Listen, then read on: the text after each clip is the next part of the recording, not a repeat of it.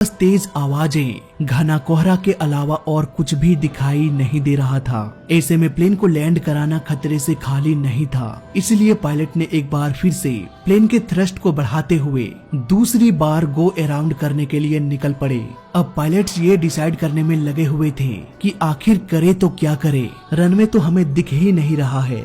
अगर हम इसी तरह से गो अराउंड करते रहेंगे तो फ्यूल खत्म होने का भी खतरा बढ़ता जाएगा। हालांकि जेट एयरवेज 555 के टेक ऑफ से पहले प्लेन में एक्स्ट्रा फ्यूल भी डाला गया था।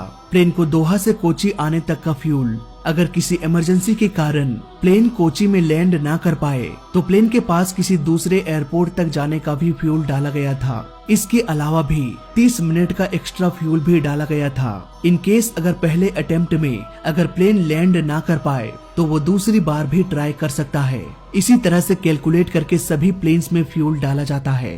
फ्लाइट 555 के पायलट के पास एक बहुत बड़ी समस्या आ चुकी थी।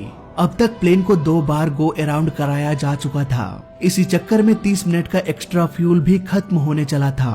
फ्यूल के खत्म होने के साथ साथ प्लेन को बचाने की सारी उम्मीदें भी खत्म होती जा रही थी। उधर पैसेंजर्स भी बार बार गो अराउंड की वजह से काफी घबराए हुए थे।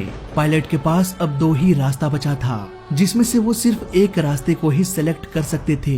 पहला रास्ता ये कि एक बार फिर से प्लेन को लैंड कराने की कोशिश किया जाए, और दूसरा रास्ता ये कि तीसरी बार लैंडिंग अटेम्प्ट ना करके पास के ही एयरपोर्ट बेंगलोर चले जाएं। अब यहाँ पर भी एक प्रॉब्लम थी। अगर वो तीसरी बार लैंडिंग करने की कोशिश करते और इस बार भी लैंडिंग करने में असफल हो जाते तो उसके बाद प्लेन में उतना फ्यूल नहीं बचता कि वो पास के बेंगलोर एयरपोर्ट में पहुंच पाए। यानी कि अब पायलट्स करो या मरो की हालत में आ चुके थे।